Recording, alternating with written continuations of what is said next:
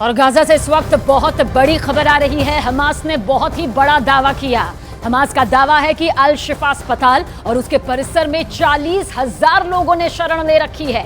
देखिए, बड़ी संख्या, 40,000 लोगों ने शरण ले रखी है और इजराइल इन 40,000 आम लोगों को मारना चाहता है, उनका खात्मा करना चाहता है। इन आम लोगों को मारने के लिए ही इजराइल ने यह दावा किया है कि अल शिफा अस्पताल के नीचे हमास का हेडक्वार्टर है। दरअसल इजराइल के प्रधानमंत्री बेंयामिन नेतन्याहू ने एक वीडियो जारी किया जिसमें यह दिखाया गया कि अस्पताल के नीचे हमास का हेडक्वार्टर है और यह वीडियो भी इस वक्त आपके सामने मौजूद है।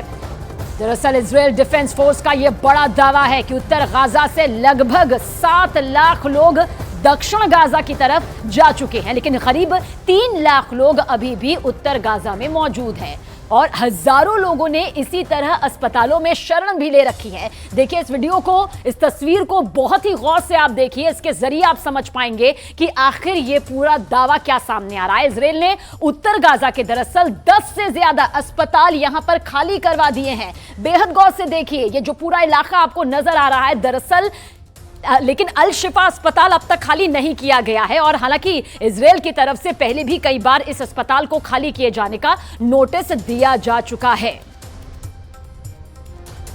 और अब आगे बढ़ते हैं। अमेरिका के एक बहुत बड़े एक्शन से हम यहां पर इस खबर को लेंगे। दरअसल अमेरिका ने यह एक्शन हमास के सबसे बड़े हमदर्द ईरान के ठिकानों पर किया है। अमेरिका ने ईरान से जुड़े इस्लामिक रिवॉल्यूशनरी गार्ड कॉर्प्स के ठिकानों पर एयर स्ट्राइक कर इसे निस्त नाबूद कर दिया। दूसरी तरफ आतंकी संगठन हमास का हिमायती चीन का लड़ाकू विमान अमेरिका के विमान से भिड़ते भिड़ते बचा और इसी के साथ साथ हमास इजराइल महाजंग में रूस की भी अब एंट्री हो गई है। सवाल यह है कि क्या इजराइल हमास की ये जंग धीरे धीरे तीसरे विश्व युद्ध की तरफ बढ़ चला है?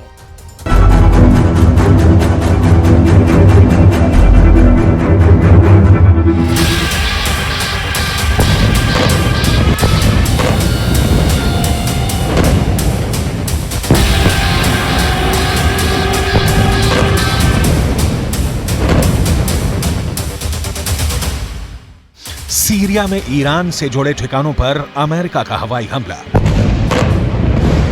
हमले के बाद एक साथ दो ठिकाने खाक में मिल गए। इजराइल हमास युद्ध के बीच अमेरिका के इस हमले से ईरान और अमेरिका में ठन गई है। युद्ध का नया मोर्चा खुल गया है।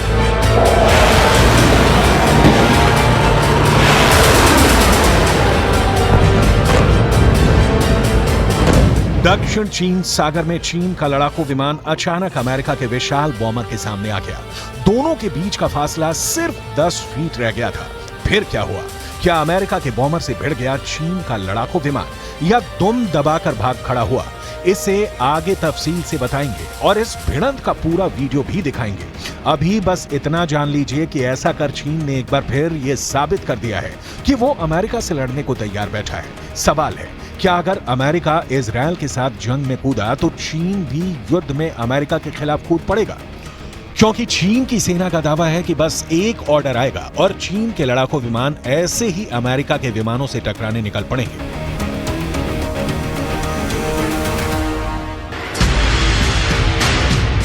हमास का एक प्रतिनिधिमंडल गुरुवार को ईरान के विदेश मंत्री के साथ रूस पहुंचा। हमास का प्रतिनिधिमंडल ऐसे समय में मॉस्को का दौरा कर रहा है जब इजराइल गाजा पट्टी में हमास के ठिकानों को तबाह करने में लगा है। हमास की तरफ से रूस में हुई इस मीटिंग की तस्वीरें जारी की गई हैं। आगे पढ़ें। इससे पहले इस तस्वीर में दिख रहे लोगों को जान लीजिए।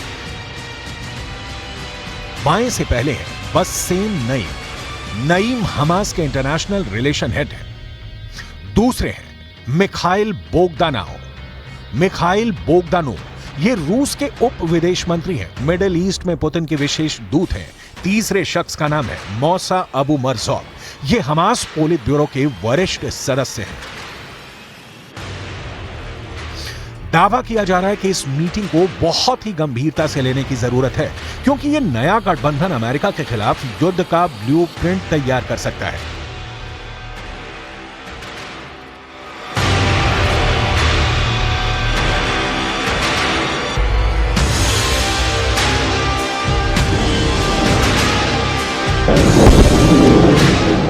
रूस, ईरान और हमास अगर एक साथ मिलकर अमेरिका के ठिकानों पर हमला करते हैं तो अमेरिका के पलटवार से विश्व युद्ध शुरू हो सकता है, क्योंकि मिडिल ईस्ट में मौजूद अपने ठिकानों पर हो रहे हमलों का बदला अमेरिका कैसे लेता है, इसकी एक झलक अमेरिका के इन हवाई हमलों में मिलती है। अमेरिका का पहला हवाई हमला, अमेरिका का दूसरा हवाई हमला, अमेरिका का तीसरा हवाई हमला। अमेरिका ने ऐसे लिया है अपने सैनिकों पर हमले का बदला। अमेरिकी लड़ाकू विमानों ने सीरिया में ईरान समर्थित 2 मिलिशिया ठिकानों पर बमबारी कर युद्ध का एक नया मोर्चा खोल दिया है। इजरायल हमास युद्ध के शुरू होने के बाद एक बार अमेरिका और ईरान आमने सामने हैं। इसी महीने खाड़ी देशों में मौजूद अमेरिकी ठिकानों पर हमले हुए। इन हमलों में अमेरिका के 24 सैनिक जख्मी हो गए, एक की जान चली गई। इसके बाद अमेरिका ने ऐसा पलटवार शुरू किया है जिसमें दुनिया को विश्व युद्ध के संकेत दिखाई दे रहे हैं।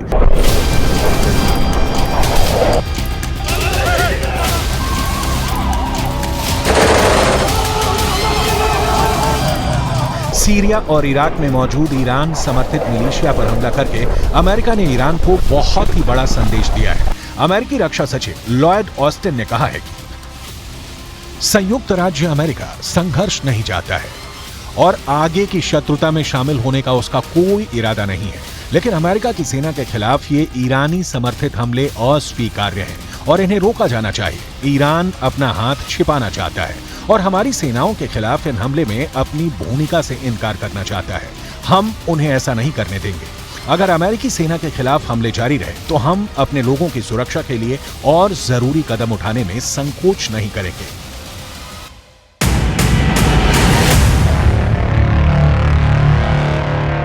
वरिष्ठ अमेरिकी सैन्य अधिकारियों के मुताबिक अमेरिका ने इस हमले को अपने 2 F-16 लड़ाकू विमानों से अंजाम दिया है।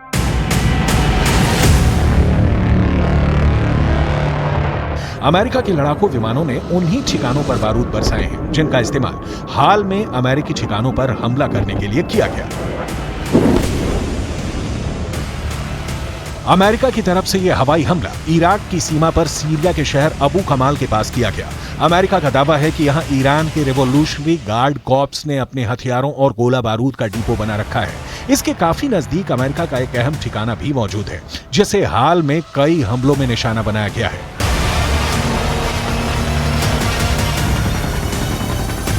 इजरायल हमास युद्ध के फैसले के बाद मिडिल ईस्ट में तैनात अमेरिकी सेना पर हमलों की वारदात बढ़ गई है।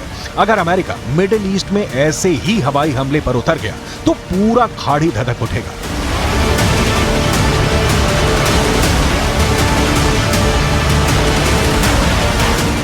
सीरिया में हमले के बाद दक्षिणी लेबनान का नंबर आ सकता है। दक्षिणी लेबनान के साथ साथ इराक और यमन में भी अमेरिका पलटवार कर सकता है। हाल में अमेरिकी बेस पर कम से कम 12 हमले किए गए। इन हमलों में 21 अमेरिकी नागरिक घायल हुए। इराक में अमेरिका के बेस अल असद और सीरिया में अल तनफ गैरिसन में ईरान से जुड़े संगठनों ने यह हमला किया था। अमेरिका का कहना है कि आज किया गया हमला उसी का जवाब है। पेंटागन के मुताबिक इराक और सीरिया में मौजूद अमेरिका के बेस पर दर्जनों हमले किए गए हैं। मिसाल के तौर पर 17 अक्टूबर को इराक में अमेरिका के बेस अल असद पर हमला हुआ। 17 अक्टूबर को इराक में ही अमेरिका के अल हरीर एयर बेस पर हमला हुआ। 18 अक्टूबर को सीरिया में अल तनफ गैरिसन में ईरान से जुड़े संगठनों ने हमला किया था। 24 अक्टूबर को सीरिया में अल उमर ऑयल फील्ड बेस पर हमला हुआ। वहीं इराक में एरबिल एयरफोर्स पर ड्रोन से हमले की कोशिश की गई। इन्हीं हमलों के जवाब में अब अमेरिका ने अपने लड़ाकू विमानों को हमले के लिए उतार दिया है। हमले का असर ईरान की बौखलाहट में साफ साफ नजर आया। वहीं तनाव का तीसरा एपिसेंटर दक्षिण चीन सागर बना, जहां अमेरिका और चीन के लड़ाकू विमान भिड़ते भिड़ते बचे। अमेरिका का दावा है कि चीन का विमान J-11 अमेरिकी विमान से टकराते टकराते बचा। इस भिड़ंत के वीडियो को जारी कर अमेरिका ने कड़ी आपत्ति जताई है। इस वीडियो में साफ तौर पर दिख रहा है कि किस तरह से चीनी विमान पीछे से आकर अमेरिका के B-52 के करीब पहुंच जाता है। चीन का लड़ाकू जेट B-52 बम वर्षक विमान के 10 फीट से भी ज्यादा करीब आ गया था। चीन के लड़ाकू पायलट की ऐसी हरकतों की वजह से दोनों ही जहाज के आपस में टकराने की आशंका बढ़ गई थी। इस करीबी मुठभेड़ को पेंटागन ने आक्रामक करार दिया है। एक तरफ चीन से अमेरिका की भिड़ंत, दूसरी ओर अमेरिका का सीरिया में ईरान समर्थित बेस पर हमला। साथ ही साथ हमास के प्रतिनिधिमंडल का रूस पहुंचना और इजरायल हमास के बीच युद्ध का और बारूदी होना संकेत साफ है। अमेरिका के खिलाफ रूस, चीन और ईरान की घेरेबंदी और बढ़ती जा रही है, जिसका असर इजरायल हमास युद्ध में साफ साफ दिख रहा है। ईरान गाजा महायुद्ध में हमास को मुस्लिम वर्ल्ड का हीरो साबित करने पर तुला है। ईरान ने तो डंके की चोट पर कह दिया कि मुस्लिम लड़ाकों से इजरायल और अमेरिकी जंग जीत ही नहीं पाएंगे। इधर इजरायल चुन चुन कर हमास के कमांडर्स को ढेर कर रहा है, मार रहा है। अब जो खबरें सामने आ रही है उस हिसाब से हमास ईरान के प्लान पर जंग शुरू कर चुका है।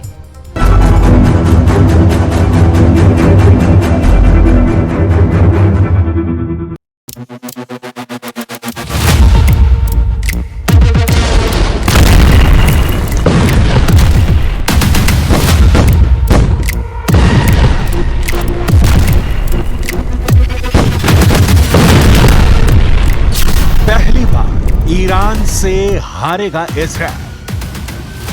7 अक्टूबर को हमास जीता। इजरायल में नरसंहार करने वाले हमास के ऑपरेशन अल अक्सा ने साबित कर दिया कि हमास को कमजोर समझना इजरायल की खुफिया एजेंसी मोसाद की सबसे बड़ी चूक थी। लेकिन 8 अक्टूबर से इजरायल का शुरू हुआ ऑपरेशन आयरन स्वॉर्ड लगातार हमास के कमांडरों को मारता जा रहा है।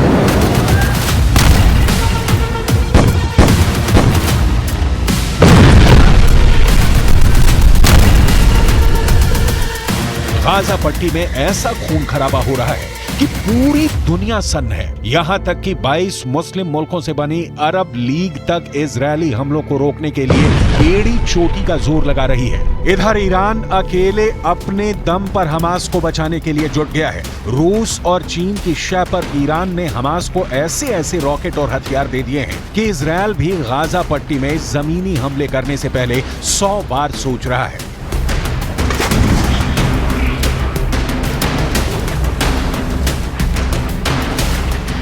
ईरान के राष्ट्रपति रईसी ने तो डंके की चोट पर कह दिया है कि अमेरिका और इजरायल इस बार मुस्लिम देशों के मुस्लिम लड़ाकों से जंग नहीं जीत पाएंगे। आखिर रईसी ने इजरायल के साथ अमेरिका को भी इतना बड़ा चैलेंज किस दम पर दिया है, इसकी पूरी डिटेल हम आपको आगे बताने जा रहे हैं।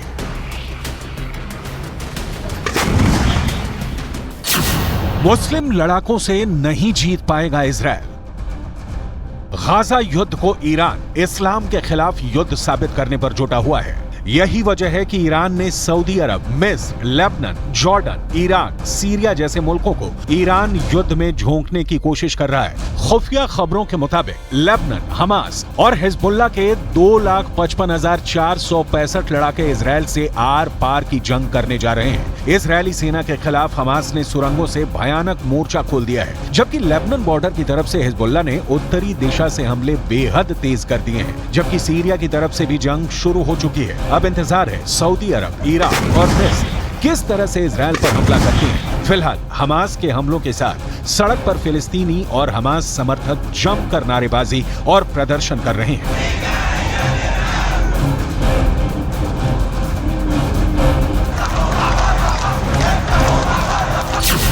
मरेगा हमास, जीतेगा गाजा। أرضنا وأرض أجدادنا لن نتخلى عنها حتى لو سالت دماءنا جميعا. لن نتخلى عنها ولن نرحل. هم يريدون منا الترحيل، احنا لن نرحل. احنا قاعدين في أرضنا، في بلادنا، في أوطاننا. لن نرحل عن هذه الأرض.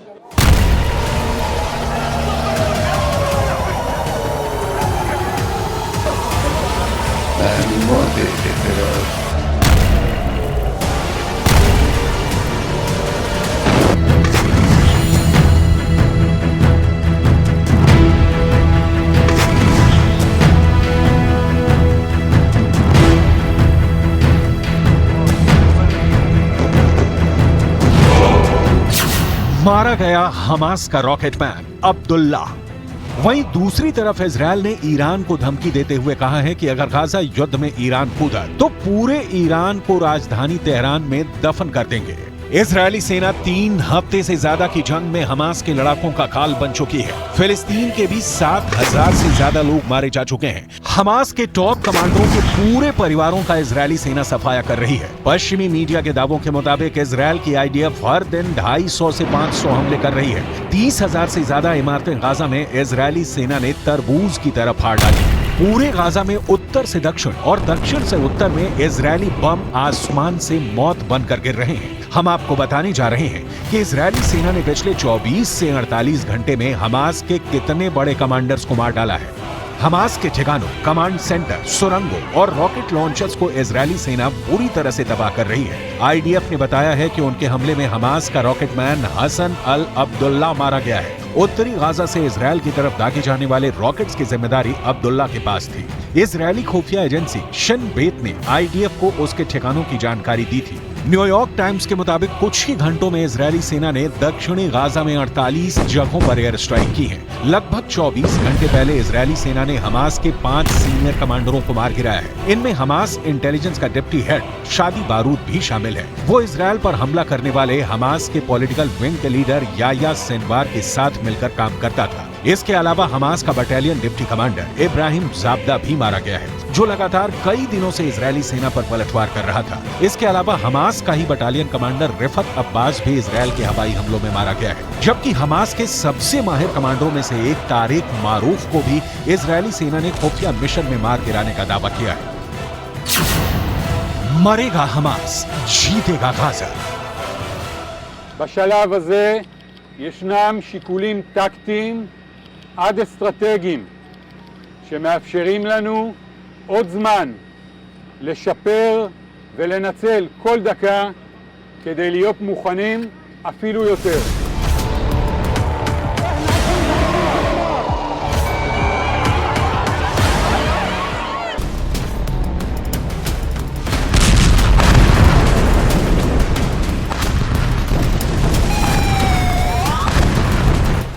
हमास के पास रूस की एंटी टैंक मिसाइलें और रॉकेट आ चुके हैं। खबर ये भी आ रही है कि ईरान ने हमास को हजारों की तादाद में रॉकेट, कम दूरी की मिसाइलें और भारी संख्या में ड्रोन दे दिए हैं। वहीं दूसरी तरफ स्पेशल फोर्स की तरह लड़ने वाले हिजबुल्लाह के 45,000 लड़ाकों को इजरायल पर किसी भी वक्त बड़ा हमला करने के लिए तैयार रहने को कहा गया है। जबकि ईरान ने 5,75,000 सैनिकों को हमले के लिए पूरी तरह से तैयार रहने का आदेश दे दिया है। लेकिन दूसरी तरफ इजरायल ने जंग के सारे तौर तरीके पूरी तरह से बदल दिए हैं। इजरायली सेना जमीनी हमले न करने का नाटक कर रही है, शांति की बात कर रही है, जबकि हकीकत में इजरायली सेना हमास के लड़ाकों और समर्थकों को चुन चुन कर मारने के लिए सभी घातक हथियार और तरीके इस्तेमाल कर रही है। इजरायल जंग में स्पंज बम का इस्तेमाल कर रहा है। दरअसल हमास के आतंकवादी ऐसे सुरंगों से हमला करते हैं जहां तक इजरायल की सेना की पहुंच नहीं है। ऐसे में इजरायल की सेना फोम के बने स्पंज बम का इस्तेमाल करते हैं, जो अधिक इलाके में फैलता है फटने के बाद और अधिक लोगों की जान लेता है। मुस्लिम लड़ाकों से नहीं जीत पाएगा इजरायल। इजरायली सेना के मुताबिक उसकी स्पेशल फोर्स ने खान यूनुस में एक मिसाइल पैड पर हमला किया। ये साइट मस्जिद और किंडरगार्टन के एकदम पास में मौजूद थी। वहीं इजरायली सेना ने यह भी दावा किया है कि वो रात में टैंकों के साथ उत्तरी गाजा में लगातार हमास के ठिकानों पर हमले कर रही है। भले ईरान दावा करे कि इजरायल इस्लाम के खिलाफ युद्ध कर रहा है, लेकिन हकीकत में ईरान का मुस्लिम कार्ड जमीन पर इजरायल को हमला करने से रोक नहीं पा रहा है।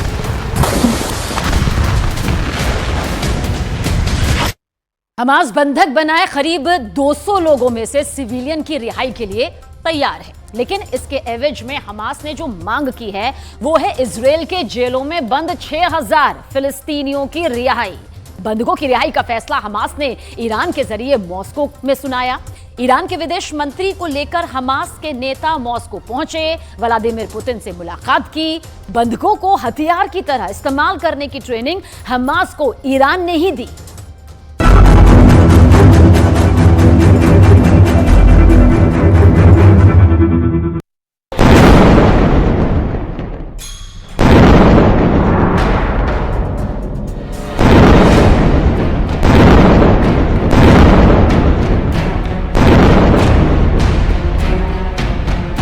कितने बंधक? 200, 220, 222, 224।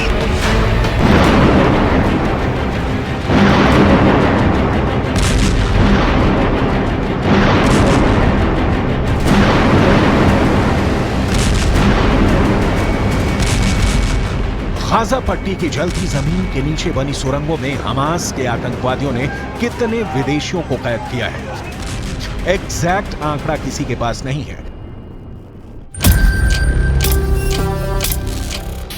इन विभिन्न देशों के बंधकों के साथ हमास क्या सलूक कर रहा है, किसी को नहीं पता। इन बंधकों की कभी रिहाई होगी भी या नहीं, किसी को नहीं पता।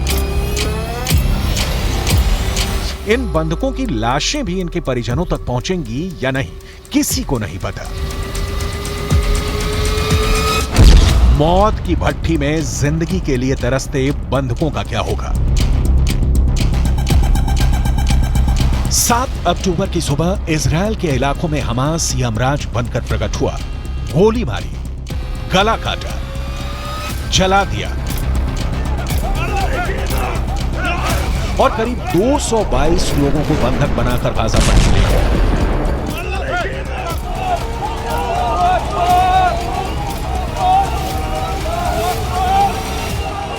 इजरायल ने बदले में गाजा में गदर काट दिया।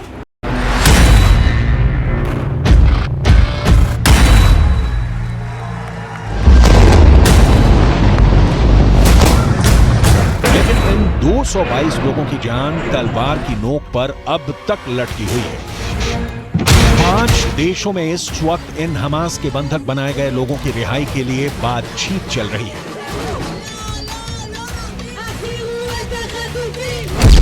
रूस, ईरान, कतर, मिस्र और तुर्की। बंधकों की रिहाई को लेकर सबसे ताजा रिपोर्ट मॉस्को से आई है। हमास के नेता ईरान के विदेश मंत्री को लेकर रूस के राष्ट्रपति व्लादिमीर पुतिन से मिलने रूस पहुंचे। पुतिन ने हमास से क्या कहा, इसकी डिटेल आगे। लेकिन अभी बंधकों को लेकर पुतिन के साथ बैठक के बाद ईरान ने जो कहा है वो जानना बहुत जरूरी है। इसके बाद दिखाएंगे कि इजरायल की इस पर क्या प्रतिक्रिया आई है। is ready to release civilian prisoners. On the other hand, the world should support the release of 6,000 Palestinians held in Israeli prisons.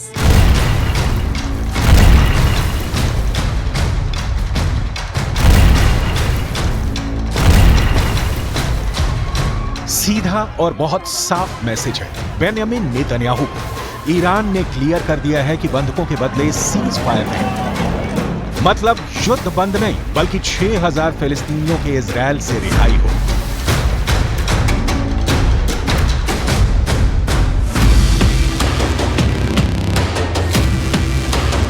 Israel ने कई सालों में फिलिस्तीन के हमास आतंकियों को अपनी जेलों में कैद रखा है। ईरान उनकी रिहाई की मांग हमास की ओर से कर रहा है। लेकिन सवाल है, क्या हमास की ये डिमांड इजरायल को मंजूर होगी या नहीं?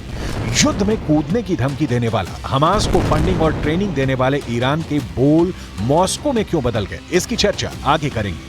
این راستا رهبران جنبش آزادی بخش فلسطینی حماس برای آزادسازی اسرای غیر نظامی به ما اعلام آمادگی کردند و جمهوری اسلامی ایران آماده نقش‌آفرینی در این موضوع مهم انسانی به همراه قطر و ترکیه 6,000 फिलिस्तीनियों को छोड़ने के प्रस्ताव पर इजरायल की तरफ से कोई बयान नहीं आया जिससे कि बातचीत आगे बढ़ सके।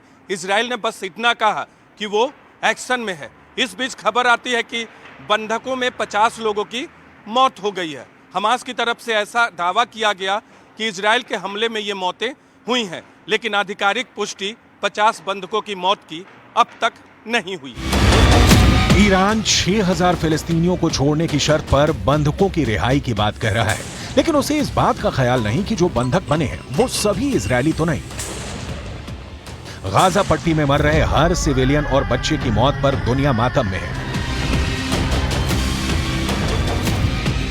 लेकिन बंधकों के साथ क्या हो रहा है, ईरान ये नहीं बता रहा। ईरान ने ही हमास को बंधक कला की ट्रेनिंग दी है।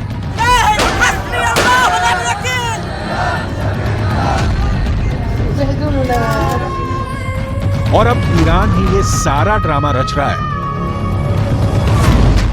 ऐसा पहली दृष्टि में स्पष्ट दिखता है, लेकिन ईरान के इस चाल की डिटेल आगे। अभी बंधकों की डिटेल देखते हैं।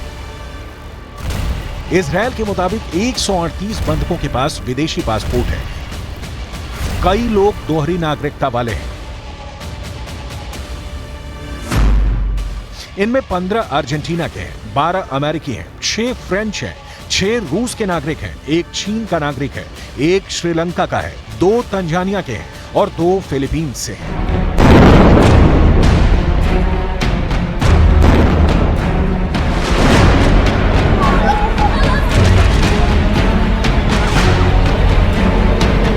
हमास ने इजरायल से दोहरी नागरिकता वाले 50 बंधकों को छोड़ने के बदले ईंधन सप्लाई की मांग की, लेकिन इजरायल ने इस प्रस्ताव को बिल्कुल ठुकरा दिया। इजरायल ने साफ कहा कि जब तक सभी बंधकों की रिहाई नहीं होगी तब तक ईंधन सप्लाई की अनुमति नहीं दी जाएगी। इस बीच हमास का प्रतिनिधिमंडल मॉस्को पहुंचता है और वहां से ईरान का एक बयान आता है कि जब तक 6000 फिलिस्तीन कैदियों को नहीं छोड़ा जाएगा तब तक सभी बंधकों की रिहाई नहीं होगी। देखते हैं इसके बाद इजरायल का रुख क्या होता है। दुनिया की नजर में ईरान भी हीरो बनना चाहता है। अमेरिका के बिना रूस के साथ गलबहियां कर ईरान साबित करने पर तुला है कि वो इजरायल बंधक संकट ही नहीं, युद्ध संकट भी टाल सकता है। जबकि सच ये है कि बंधक बनाना और फिर महंगी से महंगी फिरौती वसूल करने का काम ईरान कई सालों से कर रहा है। सबूत देखिए। हमास के आतंकवादी सभी को मार सकते थे, लेकिन नहीं मारा, क्योंकि हमास बंधकों को हथियार की तरह इस्तेमाल करना चाह रहा था। हमास को पता था कि इसके बाद इजरायल गाजा को धुआं-धुआं कर देगा और तब बंधक उसके बहुत काम के होंगे। और तो और हमास के बंधक बनाने की योजना ईरान की तरह ही दिखाई देती है।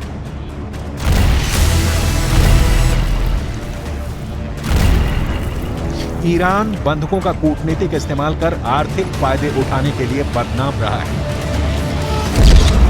साल 1979 में अमेरिकी दूतावास में धावा बोलकर 52 अमेरिकियों को बंदी बना लिया गया। ईरान ने करीब 1.25 साल तक इन्हें अपनी हिरासत में रखने के बाद अमेरिका से $8 अरब लेकर इन्हें रिहा किया।